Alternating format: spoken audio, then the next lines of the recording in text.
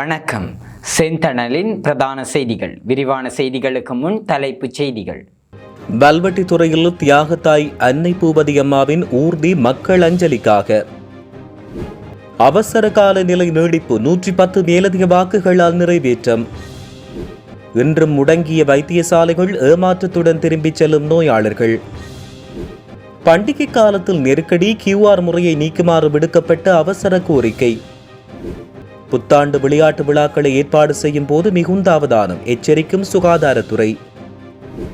மீண்டும் உயருமா மின் கட்டணம், பொது பயன்பாடுகள் ஆணைக்குழு பரிசீலனை. யாழில் வீதி சமீட்சைகள் குறித்து விசேட விழிப்புணர்வு நிகழ்வு. மீண்டும் உச்சத்தை நோக்கி தங்கத்தின் விலை, இலங்கையில் நகை வாங்க உள்ளோருக்கு தகவல். வவுனியாவில் இராணுவ உணவகம் உள்ளிட்ட 4 உணவகங்களுக்கு எதிராக வழக்கு பதிவு. வவுனியா பட்டாணிச்சூரில் கோர விபத்து, ஒருவர் மரணம், சாரதி தப்பியோட்டம். லஞ்சம் வாங்கிய குற்றச்சாட்டில் போலீஸ் உத்தியோகத்தர் ஒருவர் கைது. காதல் தோல்வியால் மாணவனின் விபரீத முடிவு. கடுமையான மின்னல் தாக்கம், 13 மாவட்டங்களுக்கு சிவப்பு எச்சரிக்கை. நைஜீரியாவில் பாதுகாப்பு அச்சுறுத்தல், அமெரிக்க தூதரக ஊழியர்கள் வெளியேற்றம். தொடர்பென விரிவான செய்திகள். தமிழ் தேசிய மக்கள் முன்னணியின் ஏற்பாட்டில் அன்னை பூபதியின் 38ஆம் ஆண்டு நினைவேந்தல் நிகழ்வுகள் நடைபெற்று வருகின்றன. 38ஆம் ஆண்டின் 23ஆம் நாள் நினைவு நாள் இன்றாகும். இன்றைய தினம் அன்னையின் திருவுருவப்படம் தாங்கிய ஊர்தி பவனி பொதுமக்களின் வணக்கத்துக்காக இன்று யாழ் குடாநாட்டின் பல பகுதிகளுக்கு எடுத்துச் செல்லப்பட்டது. அந்த வகையில் இன்று தேசிய தலைவர் இல்லத்துக்கு கொண்டு செல்லப்பட்டு வல்வை மக்களால் மலத்தூவி அஞ்சலி செலுத்தப்பட்டது. இந்த ஊர்தி தாயகத்தின் அனைத்து மாவட்டங்களுக்கும் வணக்க நிகழ்வுக்காக சென்று இறுதியாக அன்னை தன்னுடைய உயிரை தியாகம் செய்து உறங்கிக் கொண்டிருக்கும் மட்டக்களப்பு மாவட்டத்தில் அவரின் நினைவு சதுக்கத்தை சென்றடையும் என்று ஏற்பாட்டாளர்கள் தெரிவித்துள்ளமையும் குறிப்பிடத்தக்கது. இலங்கையில் நடைமுறையில் உள்ள அவசரகால சட்டத்தை மேலும் நீடிக்கும் தீர்மானம் நாடாளுமன்றத்தில் பெரும்பான்மையுடன் நிறைவேற்றப்பட்டுள்ளது. இந்த தீர்மானத்துக்கு ஆதரவாக 137 வாக்குகளும் எதிராக 27 வாக்குகளும் அளிக்கப்பட்டதுடன் சுமார் 60 உறுப்பினர்கள் வாக்கெடுப்பின் போது வரவில்லை என்று குறிப்பிடப்படுகிறது. இந்நிலையில் குறித்த தீர்மானம் 110 மேலதிக வாக்குகளால் நிறைவேற்றப்பட்டுள்ளது. அவசரகால சட்டத்தின் நீடிப்பு தொடர்பான இந்த தீர்மானம் நாட்டின் பாதுகாப்பு நிலைமைகள் மற்றும் சட்ட ஒழுங்கை பராமரிக்கும் தேவையை முன்னிட்டு அரசாங்கத்தால் முன்னெடுக்கப்பட்டுள்ளது.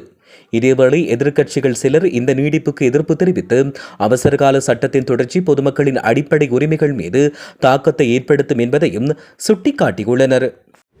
திருகோணமலை தோப்பூர் பிரதேச வைத்தியசாலையின் வைத்தியர்கள் இன்றைய தினம் 2வது நாளாக பணி பகிஷ்கரிப்பில் ஈடுபட்டனர். இதன் காரணமாக தூர பகுதியிலிருந்து வைத்திய சேவை பெறுவதற்காக வந்த நோயாளர்கள் ஏமாற்றத்துடன் திரும்பிச் சென்றனர். தமது வேலைகளை விட்டுவிட்டு பிரயாண கஷ்டங்களுக்கு மத்தியில் வைத்திய சேவை பெறுவதற்காக வருகை தந்தால் இங்கு வைத்தியர்கள் பணி பகிஷ்கரிப்பில் ஈடுபட்டனர். இதன் காரணமாக தாம் அசௌகரியங்களை எதிர்நோக்கியதாக வைத்திய சேவை பெறுவதற்கு வருகை தந்த நோயாளர்கள் கவலை வெளியிட்டனர். எனவே இந்த விடயத்தில் அரசாங்கம் உரிய நடவடிக்கையை மேற்கொண்டு உரிய தீர்வை பெற்றுத்தர வேண்டும் என்று அவர்கள் கோரிக்கை விடுத்தனர். அரசு வைத்திய அதிகாரிகள் சங்கம் நேற்று காலை 8 மணி முதல் 48 மணித்தியாலய பணிப்புறக்கணிப்பில் ஈடுபட்டிருந்தமை குறிப்பிடத்தக்கது. பண்டிகை காலம் முடியும் வரை அடுத்த 2 வாரங்களுக்கு QR முறையை நீக்குமாறு இலங்கை பெட்ரோலிய விநியோகஸ்தர்கள் சங்கம் அரசிடம் கோரிக்கை விடுத்துள்ளது. புத்தாண்டுக்காய் தங்கள் கிராமங்களுக்கு பயணம் செய்யும் மக்களுக்கு போதுமான எரிபொருள் வழங்கப்பட வேண்டும் என எரிபொருள் விநியோகஸ்தர்கள் சங்கத்தின் நிறைவேற்றுக்குழு உறுப்பினர் டி விச்சாந்த சில்வா கோரிக்கை விடுத்தார். மேலும் அவ்வாறு செய்யாவிட்டால் புத்தாண்டு காலத்தில் மக்கள் அவதிப்படுவார்கள் என்று அவர் கூறினார். இதனிடையே எரிபொருள் நிலையங்களுக்கு வழங்கப்பட்டு வந்த போலீஸ் பாதுகாப்பும் நீக்கப்பட்டுள்ளதாக அவர் மேலும் தெரிவித்தார்.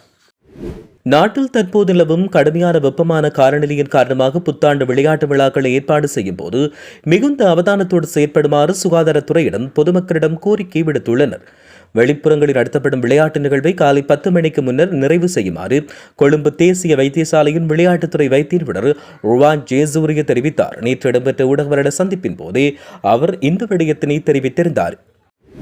நடப்பாண்டின் 2ஆம் காலாண்டுக்காக மேலதிக மின் கட்டண அதிகரிப்பை மேற்கொள்வதற்கு அனுமதி கோரி தேசிய கட்டமைப்பு நிர்வாக தனியார் நிறுவனத்தால் முன்வைக்கப்பட்ட யோசனை தொடர்பில் பரிசீலனை செய்து வருவதாக பொது பயன்பாடுகள் ஆணைக்குழு அறிவித்துள்ளது. இது தொடர்பில் பரிசீலனை செய்து எதிர்வரும் சில தினங்களில் பொது பயன்பாடுகள் ஆணைக்குழுவின் நிலைப்பாட்டை வெளிப்படுத்துவோம் என்று அந்த ஆணைக்குழுவின் நிறுவன தொடர்பாடல் பணிப்பாளர் ஜெயநாத் கேர தெரிவித்தார். 2026ஆம் ஆண்டுக்காக ஏப்ரல் மாதம் முதல் ஜூன் மாதம் வரையான காலப்பகுதிக்காக 15% வரையான மின் கட்டண அதிகரிப்பை மேற்கொள்வதற்காக தேசிய கட்டமைப்பு நிர்வாக தனியார் நிறுவனம் பொது பயன்பாடுகள் ஆணைக்குழுவிடம் கோரிக்கை ஒன்றினையும் முன்வைத்துள்ளது. வீதி சமீட்சைகளை கடைபிடிப்பதற்கு யாழ்ப்பாணத்தில் இன்று விழிப்புணர்வு நிகழ்வு முன்னெடுக்கப்பட்டது. அதிகரித்து வரும் வீதி விபத்துக்களை தடுப்பதற்கும் அது தொடர்பில் விழிப்புணர்வுகளை ஏற்படுத்தும் முகமாக யாழ்ப்பாணத்தில் இன்று வித்தியாசமான முறையில் விழிப்புணர்வு முன்னெடுக்கப்பட்டது. யாழ்ப்பாணம் போலீசாரும் தன்னார்வ இளைஞர் அமைப்புகளும் இணைந்து இன்று ஆரியகுளம் சந்தையிலுள்ள வீதி சமீட்சையில் இந்த விழிப்புணர்வு நிகழ்வை முன்னெடுத்தனர். இதன்போது சந்தையில் உள்ள சமீட்சையில் பாதசாரிகள் கடக்கும் கடமையில் அவர்களுக்கு இடையூறாக நிறுத்தியுள்ள வாகனங்களை அகற்றியும் அவர்களை எச்சரித்தும் விழிப்புணர்வில் ஈடுபட்டிருந்தனர். இலங்கையின் உள்நாட்டு சந்தையில் தங்கத்தின் விலை என்று நேற்றைய விலையுடன் விற்பனை செய்யப்படுவதாக அகில இலங்கை நகை வியாபாரிகள் சங்கம் தெரிவிக்கிறது. 24 கரட் தங்க பவுன் 4 லட்சம் ரூபாவாக விற்பனை செய்யப்படுகிறது. 22 கரட் தங்க பவுன் 3,68,000 ரூபாவாக விற்பனை செய்யப்படுகிறது. இதன்படி 24 கரட் தங்கத்தின் 1 கிராமின் விலை 50,000 ரூபாவாகவும் 22 கரட் தங்கத்தின் 1 கிராமின் விலை 46,000 ரூபாவாகவும் விற்பனை செய்யப்பட்டு வருவதாக தெரிவிக்கப்பட்டுள்ளமை குறிப்பிடத்தக்கது.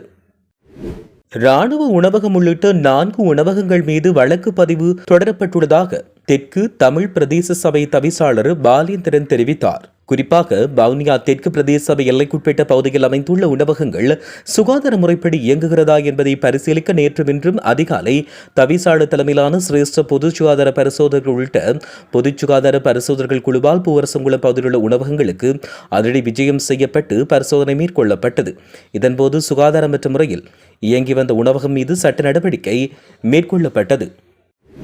வவுனியா பட்டாணிச்சூர் பகுதியில் இடம்பெற்ற கோர விபத்தில் துவிச்சக்கர வண்டியில் பயணித்த ஓய்வு பெற்ற ஆசிரியர் உயிரிழந்தார். நேற்று இரவு இந்த விபத்து இடம்பெற்றது. வவுனியா நகரிலிருந்து மன்னார் வீதி வழியாக துவிச்சக்கர வண்டி பட்டாணிச்சூர் வீதியின் 1ஆம் ஒழுங்கையில் திரும்ப முற்பட்ட போது அதே திசையில் பின்னால் வந்த பார ஊர்தி துவிச்சக்கர வண்டியுடன் மோதி விபத்துக்குள்ளானது. இந்த விபத்து இடம்பெற்றவுடன் பார ஊர்தியின் சாரதி வாகனத்தை நிறுத்திவிட்டு அந்த இடத்திலிருந்து தப்பியோடியதாக தெரிவிக்கப்பட்டுள்ளது. இந்த விபத்தில் துவிச்சக்கர வண்டியில் பயணித்தவர் பலத்த காயங்களுக்கு உள்ளான நிலையில் வவுனியா மாவட்ட பொது வைத்தியசாலையில் அனுமதிக்கப்பட்ட நிலையில் சிகிச்சை பலனின்றி அவர் உயிரிழந்தார். சம்பவத்தில் பாலகுகன் வயது 64 என்ற ஓய்வு பெற்ற ஆசிரியரே இவ்வாறு இழந்தார். சம்பவ இடத்துக்கு விரைந்த நெடுக்குளம் போலீசார் விபத்து இடம்பெற்ற விதம் குறித்து முதற்கட்ட விசாரணைகளை முன்னெடுத்து வருகின்றனர். அத்துடன் தப்பியோடிய பார ஊர்தியின் சாரதியை கைது செய்வதற்கான நடவடிக்கைகள் முன்னெடுக்கப்பட்டு வருகின்றன. இதற்கமைய மேலதிக விசாரணைகளை நெடுக்குளம் போலீசார் மேற்கொண்டு வருவதாக தெரிவிக்கப்பட்டுள்ளமை குறிப்பிடத்தக்கது. இலங்கை லஞ்ச ஊழல் ஆணைக்குழுவால் தருமபுரம் போலீஸ் பிரிவுக்குட்பட்ட தருமபுரம் பகுதியில் போலீஸ் உத்தியோகத்தர் ஒருவர் கைது செய்யப்பட்டுள்ளார். லஞ்சமாக மதுபான போத்தல் ஒன்றை பெற்ற குற்றச்சாட்டில் இலங்கை போலீசாரால் அவர் கைது செய்யப்பட்டார். கைது செய்யப்பட்ட போலீஸ் உத்தியோகத்தர் கிளிநொச்சி நீதிமன்றத்தில் முன்னிலைப்படுத்த நடவடிக்கை எடுக்கப்பட்டுள்ளதாக தெரிவிக்கப்பட்டுள்ளமையும் குறிப்பிடத்தக்கது. புத்தள போலீஸ் பிரிவுக்குட்பட்ட பகுதியை சேர்ந்த மாணவர் ஒருவர் தூக்கிட்டு உயிரை மாய்த்துள்ளார். கல்வி பொது தராதர சாதாரண தர பரீட்சை எழுதிவிட்டு குறிப்பாக தனியார் வகுப்புகளுக்கு சென்று வந்து 17 வயதுடைய வதிகே சுதன் என்ற மதுஷான் பெரேரா என்ற மாணவனே இவ்வாறு இழந்தார். குறித்த மாணவன் அதே பிரதேசத்தைச் சேர்ந்த மாணவி ஒருவரை காதலித்து வந்தார். இருவருக்கும் இடையில் ஏற்பட்ட மனக்கசப்பு காரணமாக காதலி பிரிந்து சென்றதால் ஏற்பட்ட மனவேதனையில் அவர் இந்த முடிவை எடுத்துள்ளதாக போலீஸ் விசாரணைகள் தெரிய வந்துள்ளது. மாணவனின் சடலம் மீதான மரண பரிசோதனைகள் மொன்றாகலை மாவட்ட பொது வைத்தியசாலையில் நடத்தப்பட்டன. சம்பவம் தொடர்பில் புத்தள போலீஸ் நிலைய பொறுப்பதிகாரி பிரியந்த மாரசிங்க தலைமையிலான குழுவினர் மேலதிக விசாரணைகளை மேற்கொண்டு வருவதாக தெரிவிக்கப்பட்டுள்ளமையும் குறிப்பிடத்தக்கது.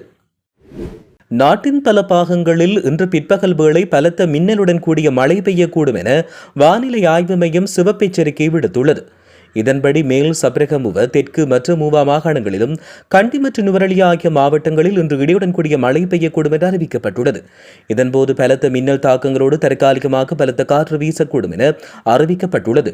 இந்த எச்சரிக்கைப்படி இரவு 11 மணி வரை 13 மாவட்டங்களுக்கு சிவப்பு எச்சரிக்கையும் 7 மாவட்டங்களுக்கு அம்பர் எச்சரிக்கையும் விடுக்கப்பட்டுள்ளது. இனி சர்வதேச செய்திகள். நைஜீரியாவில் பயங்கரவாதம், கடத்தல் மற்றும் உள்நாட்டு கலவரங்கள் அதிகரித்து வருவதால் அமெரிக்க குடிமக்கள் அந்த நாட்டிற்கு பயணம் செய்வதை மறுபரிசீலனை செய்ய வேண்டும் என அமெரிக்க வெளியுறவு திணைக்களம் அறிவுறுத்தியுள்ளது. குறிப்பாக தலைநகர் அபிஜாவில் உள்ள அமெரிக்க தூதரகத்தின் அத்தியாவசியமற்ற ஊழியர்கள் மற்றும் அவர்களின் குடும்பத்தினர் பாதுகாப்பு காரணங்களுக்காக நைஜீரியாவை விட்டு வெளியேற அனுமதி வழங்கப்பட்டுள்ளது. நைஜீரியாவின் பல பகுதிகளில் பாதுகாப்பு சூழல் சீர்குலைந்து வருவதாகவும் சந்தைகள், வழிபாட்டு தலங்கள் மற்றும் பாடசாலை போன்ற பொது இடங்களில் எவ்வித முன்னெச்சரிக்கையும் தாக்குதல் நடத்தப்படலாம் என்றும் அமெரிக்கா எச்சரித்துள்ளதாக தெரிவிக்கப்படுகிறது. இத்துடன் செய்திகள் நிறைவடைகின்றன. வணக்கம்.